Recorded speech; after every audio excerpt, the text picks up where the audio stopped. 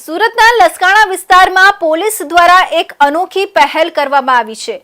સામાન્ય રીતે પોલીસ ગુનેગારોને પકડતી હોય છે, પરંતુ અહીં પોલીસ પોતે જ સ્નેચર બનીને રસ્તા પર ઉતરી હતી। લોકોમાં જાગૃતિ લાવવા અને પોલીસ સ્ટાફને તાલીમબદ્ધ કરવા માટે પીઆઈ મીનાબા ઝાલાની આગેવાનીમાં મોબાઈલ સ્નેચિંગનો લાઈવ ડેમો યોજવામાં આવ્યો હતો। સુરત શહેરમાં દિન પ્રતિદિન મોબાઈલ સ્નેચિંગની ઘટનાઓ વધી રહી છે। રીડા ગુનેગારો રાહદારીઓના હાથમાંથી પળવારમાં મોબાઈલ ઝૂંટવીને ફરાર થઈ જતા હોય છે। આ ગુનાઓ પર લગામ કસવા અને નાગરિકોને સાવચેત કરવા માટે લસકાણા પોલીસ સ્ટેશનના પીઆઈ મીનાબા ઝાલાએ એક પ્રેક્ટિકલ ડેમોનું આયોજન કર્યું હતું, જેમાં પોલીસ જવાનોએ જ સ્નેચર બનીને લોકોની બેદરકારીનો પર્દાફાશ કર્યો હતો।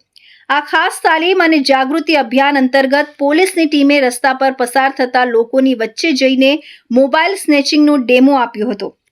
પીઆઈ સહિતના પોલીસ જવાનોએ બતાવ્યું કે કેવી રીતે સ્નેચરો વ્યક્તિની નજર ચૂકવીને સેકન્ડોમાં મોબાઈલ છીનવીને બાઇક પર ગાયબ થઈ જાય છે। આ ડેમો જોઈને ત્યાં હાજર લોકો પણ આશ્ચર્યચકિત થઈ ગયા હતા।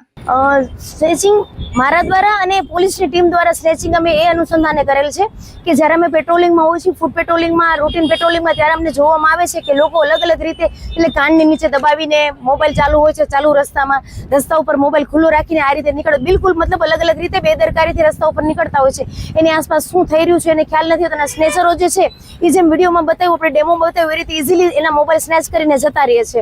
એટલે એ આને લોકોને અવેરનેસ આવે। બીજું કે ખાસ અમારું મીડિયાના માધ્યમથી એ પણ લોકોને કહે કે તમારી આસપાસ શું થઈ રહ્યું છે, તમારા મોબાઈલ જે છે એને હોલ્ડ એ રીતે કરો કે આસપાસ બધા કોઈ સ્નેચ કરીને લઈ ના જાય। ઉપરાંત તમે આ ડેમો દરમિયાન એ પણ જોયું કે જ્યારે સ્નેચ કરીને જે પોલીસ જે છે કે સ્નેચરના સ્વાંગમાં હતી અને લઈ જાય છે, તો આસપાસવાળા ન તો કોઈ નોટિસ કરે છે, બાજુમાંથી નીકળતા માણસ કોઈ નોટિસ બી નથી કરતા અને એને મદદ કરવાનો પણ પ્રયત્ન નથી કરતા। એટલે જનતાને અમારે એ પણ અપીલ છે કે ક્યારેક આવો કંઈ બનાવ બને તો એના વ્હીકલના નંબર લઈ લે, એની પાછળ થોડો પીછો કરવાનો પ્રયત્ન પણ કરે। જ્યારે બે ચાર લોકો છે તો એ રીતે તો આવી અવેરનેસ અને થોડીક સાવચેતી રાખીએ તો આ સ્નેચરોને છે ને કોઈ ચાન્સ ન મળે અને આ સ્નેચિંગથી આપણે બચી શકીએ। ડેમો દરમિયાન એક ચોંકાવનારી બાબત એ સામે આવી કે જ્યારે પોલીસ સ્નેચરના વેશમાં મોબાઈલ લઈને ભાગી રહી હતી, ત્યારે આસપાસના લોકોએ તેને રોકવાનો કે નોટિસ કરવાનો પણ પ્રયત્ન કર્યો ન હતો।